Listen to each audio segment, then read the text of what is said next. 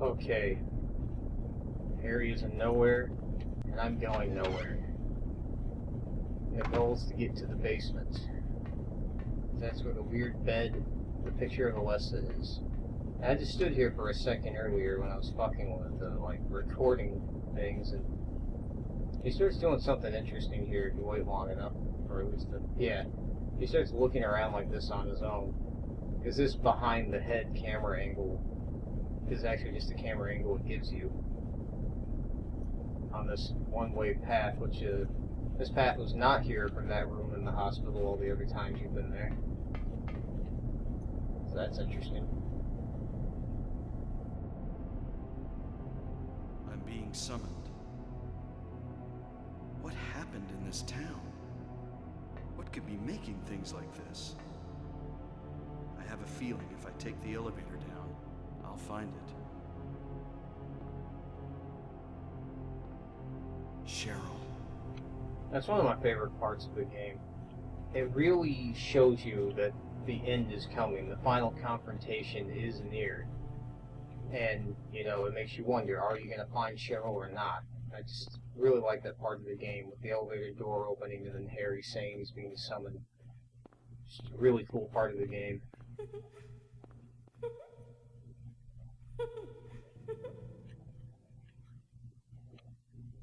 So that was a ghostly apparition of Cheryl. Or Alessa, I mean. And she went into the Epilogue door. You can't go there. So it's essentially the game telling you that's where you need to go. And you have these doors, Epilogue and Ophiel. You can barely make out Haggett. They're all locked. And they represent Olympian spirits that also represent the spirits of planets or something like that. Epilogue is Mars. So this is another really interesting part of the game. Birdcage is locked with a key in it. There's no bird, but you hear a bird's wings, and it's just really weird and unique to this game's atmosphere. And I don't need to be carrying around the rifle. Oh shit. Yeah, I knew it was coming, but it's still, I forgot how quick they're next to you. Because there's no enemies at first. And then there's suddenly just a ton of them. And also these symbols on the wall, well, the door, I mean. These symbols represent the planets and the Olympian spirits, as well as they were on the TV in the Giga store. I always do that. I get confused in here because you don't have a map of this place. Because this place isn't real. It's nowhere.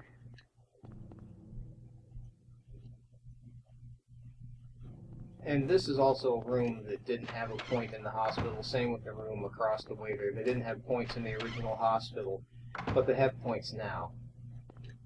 And this is the room from, I believe, the Historical Society, where it led to that hidden altar. So all the rest, they seem kind of mixed and matched, but it was all the hospital, just the wall. I don't know if I've ever seen that.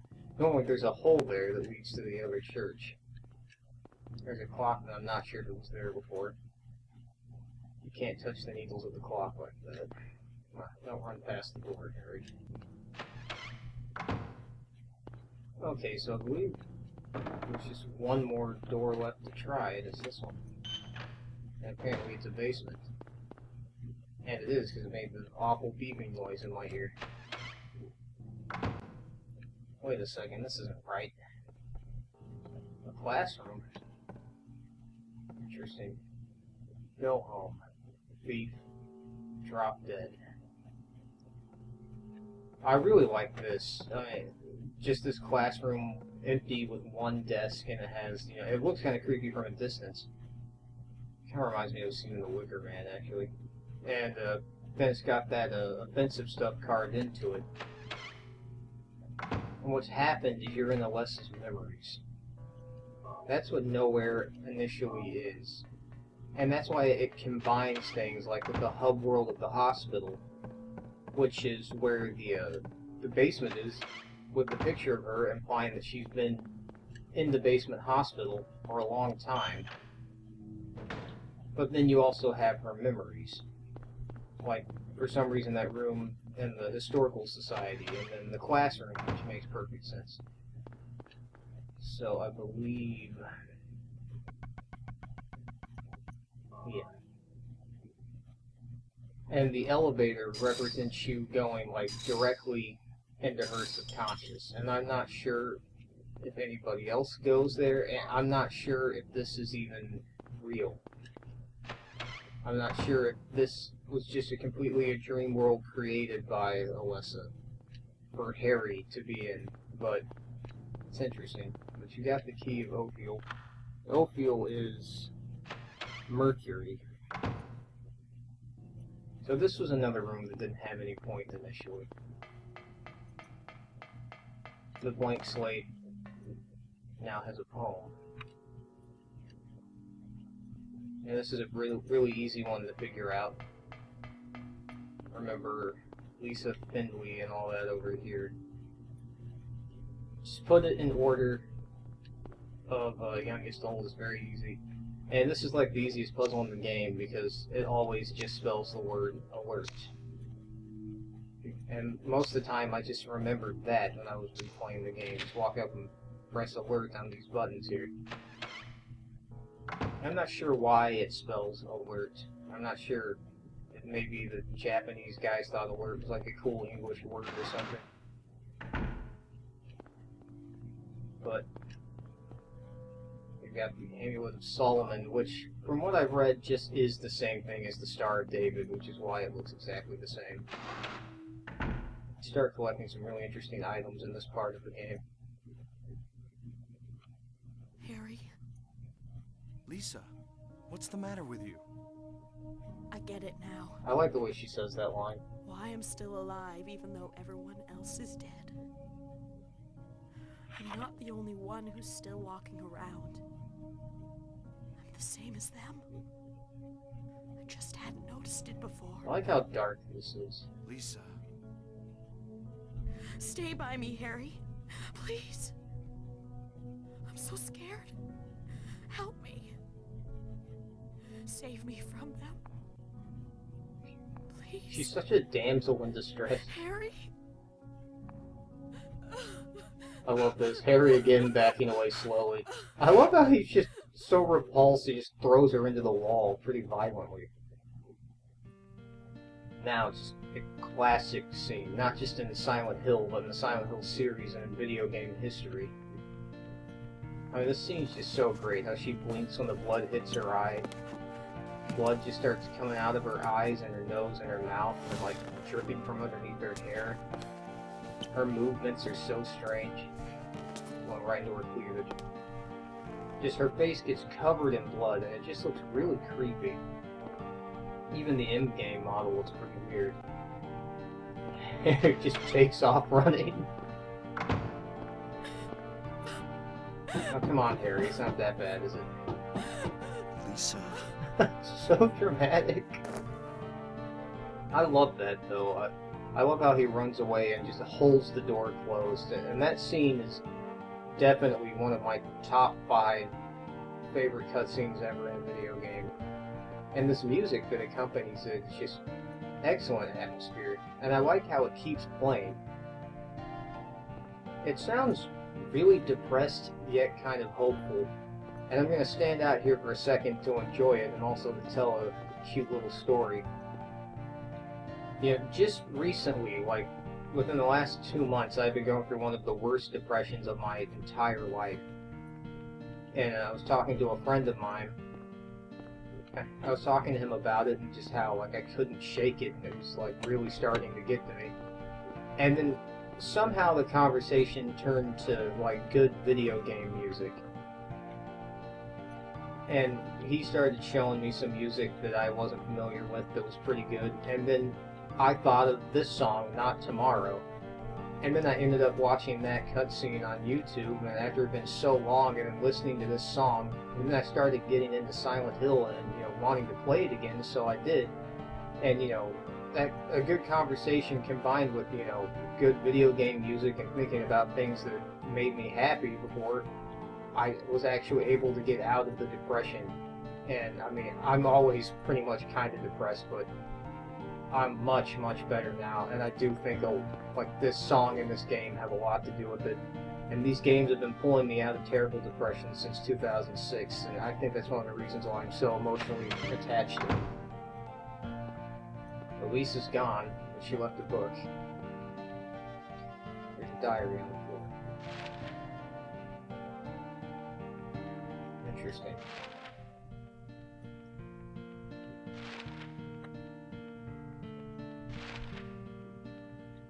I like how she says, and they get in just to spite me. And you know, I like how it's like kind of gross. You know, the story here, her diary is kind of gross, like blood and pus and her vomiting bile. She can't stop the blood and pus from flowing through the faucet. And then it just ends with "help me." Who is that directed to? You know, that's interesting. This is just a great part of the game. And a lot of people say that's like one of the saddest moments in gaming for them. It's not for me. For me, it's like one of the coolest and most interesting. But the music stops. And it trades it for some just ominous screeching noises.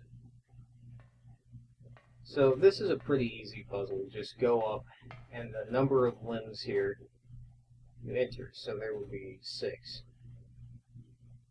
I've had trouble with this one before, just because I didn't know what it was trying to tell me. This could be fairly cryptic, and a puzzle like this, before the internet became what it is today, like a puzzle like this in 1999, was a great, just mind-stumping puzzle. And that cutscene, along with those still images, are very quintessential old survival horror to me. And now I get the Stone of Time, because I'm playing Ocarina of Time. Just gonna think of it every time. That also has Stone of Time. Ah, it's Lisa! Not really. Oh! And you don't get any more male doctors, just nurses. What about male nurses? I thought Silent Hill was progressive. I don't think there's anything else to do here. No. But yeah, you know, that right there makes Lisa one of the most interesting characters in a video game. And so that was another reason why I was so betrayed by Thessaly Warner's lame personality. But, you know, whatever. Can't win them all. Alright, so I believe... No, well, this is the room I'm going for. Haha. So, put the stone of time in the little slot there. Well, I guess it's a fairly large slot. It turns the clock on.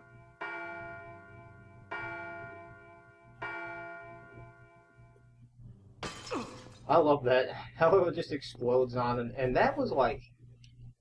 That was what, like, good things happened to protagonists. I mean, that was a good thing about protagonists, is how good things didn't happen to them. They got knocked around and beat up and embarrassed and stuff, and I think that makes you relate more to a protagonist, because then you start feeling sorry for them. Although that wasn't, like, a horrible thing. It was just, you know, I miss stuff like that, instead of the perfect protagonist.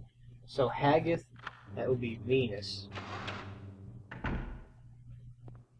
And that just leads to an elevator.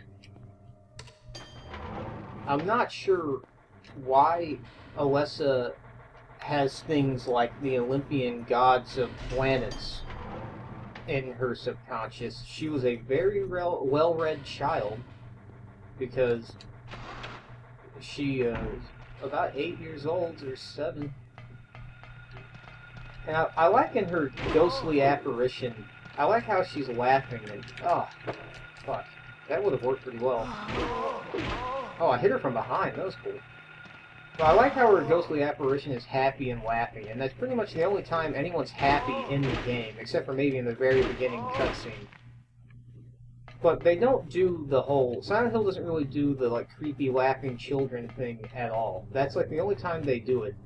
And they don't do it in a way where that's the enemy. I think you can do that, and you can do it right. Alessa's apparition can't even hurt you.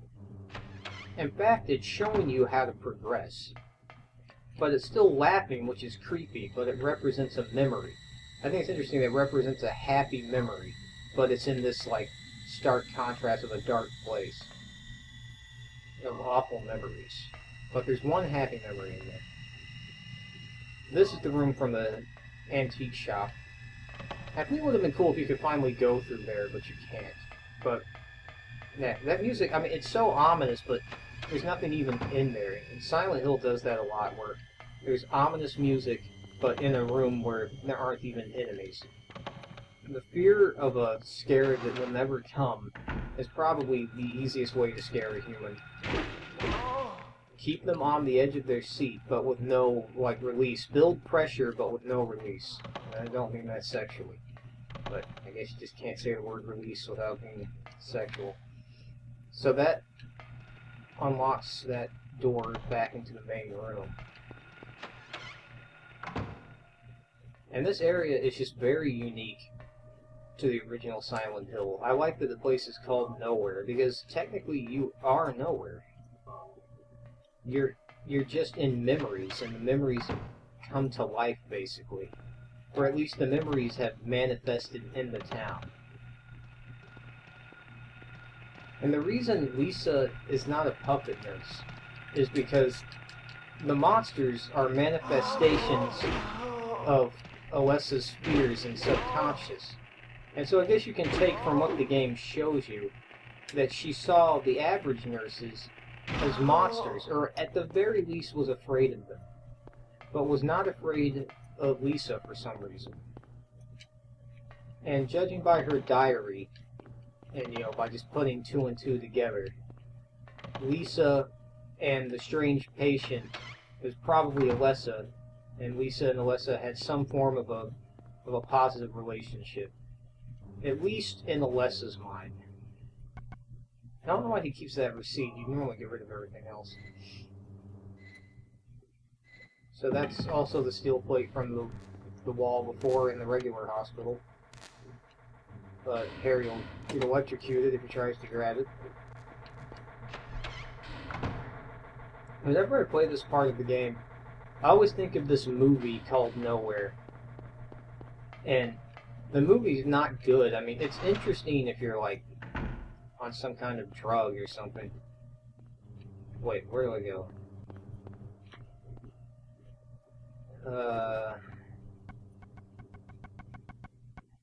Yeah, because I need to go down, I think? Not back. Oh, I remember. Yeah, I need to get onto the elevator. Okay, yeah, that always throws me off. I got kind of worried for a minute there, but I believe it was the Haggith door. But yeah, Nowhere. I've seen it twice in my life. It was at a friend's suggestion over at his house in high school, and we were all high when we watched it, and I thought it was, like, pretty crazy. But then I watched it a few years later, not high, and it was just kind of a stupid movie with way too much sex in it. There's an altar. I wonder what they worship. And you already think this to yourself, Harry. Like to the future. Some really ominous, ear-screeching music here. And the light illuminating the darkness. So, apparently someone smeared semen on these pictures here and left a blacklight camera for Harry to find. I can't help but to think that. I mean, that's what it seems like. The camera with flash. Why does the flash expose those shapes? So, this is a weirder puzzle, and this is the same altar from that is the other church earlier in the game. So Alessa must have been made to pray at it. You just enter those shapes into these. This is a weird, very unique to Silent Hill 1 puzzle. And this is why I like the Silent Hill puzzles better than the Resident Evil puzzles. Although, Silent Hill 2 and 3's puzzles, I mean, they're still good, but I find some of them a little boring to do as well. But this is, like, I really like the puzzles in the first game. And Nowhere is basically just a bunch of puzzles. Oh, wait, that's not right. Okay, there you go. Wait, is that right? Ah, damn, it was right. But yeah, Nowhere is basically just a bunch of puzzles. I forgot what the other ones are. Damn it. Whenever I play this part of the game, I also always remember the very first time I got to Nowhere. I was farther than this. I was like right at the end of the game. But like earlier in the day, I wasn't even playing. Like at a perfectly acceptable time, like 11 or 12 in the morning. This was when I was like 16. I was trying to learn how to drive. I asked my dad to like take me out and show me how to drive, and we could practice. And he basically just like, no, we're not doing that right now. And I was like, well, when are we gonna do it? You know, are we gonna do it all? He's like, I don't know. And basically just completely gave me the brush off. So I was like, whatever, fuck you. And this room doesn't really have much of a point except for a little bit of exposition on the White Claudia that they use to get people to join the cult. But yeah, you know, my dad, he gave me the brush off, and so hours later, I started playing Silent Hill. I was right at the end, and he comes in and he's like, "Hey, let's go practice driving right now. No warning, no 5-minute warning or anything." And I told him, "No, you know, I'm right at the end of the game here. We can wait 10, 20 minutes." And he got just super fucking pissed off. And I always think of that every time I play this part of the game. It's weird how oh shit. Weird how your mind's like a time capsule. Yeah, if you come back in here, there's just a bunch of nurses. I like stuff like that. You could just immediately run back out, but I don't want to fight them. Oh, that didn't knock her down? Oh, no, it didn't. This one's still alive. But my enemy kill count real high. It doesn't matter. It's normally flawed anyway. But you can finally get that damn key. Also, the noise stops when you open the key. So, Phallig. And this is the door that ghostly Alessa ran into. So, we at the end of the game here? Oh, it sounds like there's nurses. But there's not. It's actually mumblers. And I like what the game does here. They give you translucent mumblers. And it seems like it's just another, like, harmless larval stalker. But no, it's actually a mumbler, and it will actually attack you. And I think that's cool. The game can really play with this, the psyche like that. How you get used to one thing, and then they change it on you. So here's just a big refrigerator blocking the sink. That's not very ergonomic, but there's a dagger or a sword or something stabbed in there. And because I played the game before, I know to do this. If you don't, the bloodsucker thing will kill you. Yeah, I see that there, Harry. If you don't do that, so grab the dagger of Melchior. Really interesting items in this part of the game. It's also interesting that Harry knows what they are.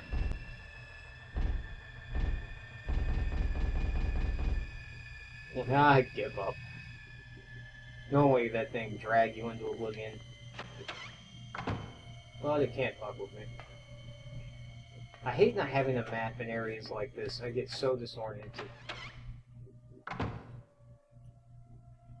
This is kind of disturbing.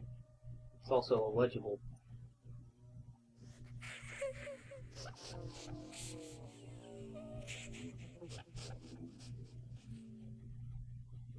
So it appears Alessa's ghostly apparition ran into this room with eyes drawn all over it and other weird things. And what's interesting is when you first see her apparition, she's really young and happy and skipping along, and then you find her in a room that clearly shows mental unrest, and then she's sitting under a table crying, and then she fades away to a really weird noise. And, you know, it's just really cool, really good part of the game. And this is another weird part of the game. Well, it's not like necessarily that this room is weird, but it has a weird object in it. This right here, instead of a bag of blood, it's a bag of jelly beans with 39 flavors. Harry's like, I'm gonna get some of these jelly beans here. I haven't eaten anything. And the key of Bethor is in it. And that's a really weird thing in this game. There's just a bag of jelly beans, and you break it open, and then there's a key of a Jupiter Olympian god in it. Let's try playing the tape. What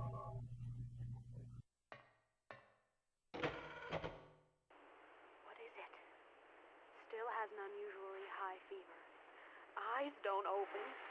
Getting a pulse, but just barely breathing. Her skin is all charred. Even when I change the bandages, the blood and pus just start oozing through. Why? What is keeping that child alive? I can't stand it any longer. I won't tell a soul. Promise. So please. I love how miserable she is. And I like how the tape is just like a picture of her staring down, covering her head, looking depressed, describing the patient, which is now clearly Alessa. Her skin is charred. No matter what, she can't keep her, normal. She can't get her to heal. But she's still alive, even though she should just be dead. And I like the way she says, like, why? What is keeping that child alive? Yeah, it's just really interesting. And that's one of the reasons why Alessa kind of kept her normal, is Lisa cared for her so she didn't see her completely as a monster. This is a really interesting room. One of the coolest rooms in the game. Because this is Alessa's room. You can tell by that right there. That dress she wears.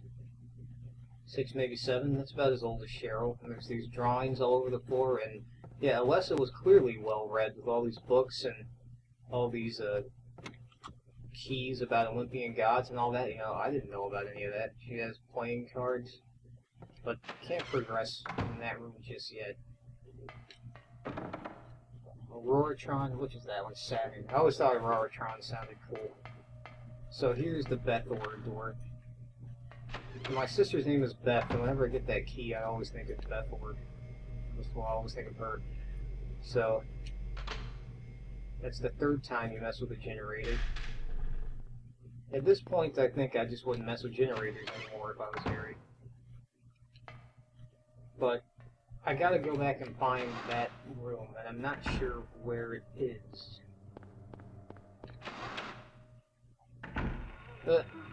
Lisa...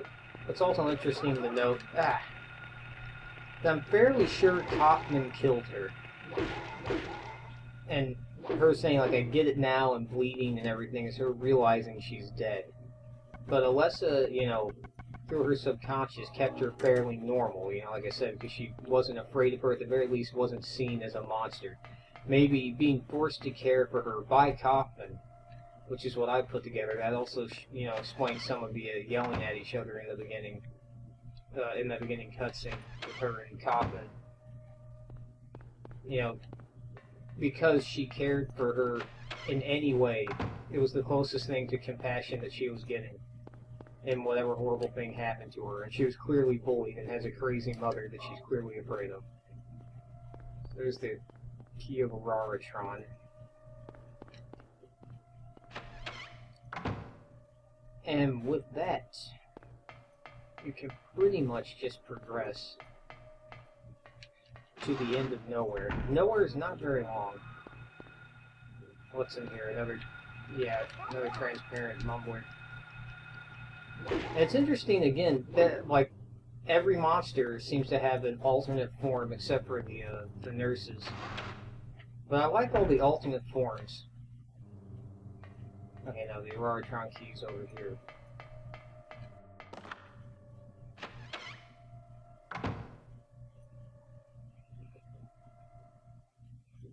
Everything is going according to plan, sheltered in the womb. But it's not done yet. What's that guy's The soul voice? is lost. That is why the seed lies dormant. And what soul remains captured in that husk? Harry? is buried deep down in the subconscious. Are you trying to say it won't work?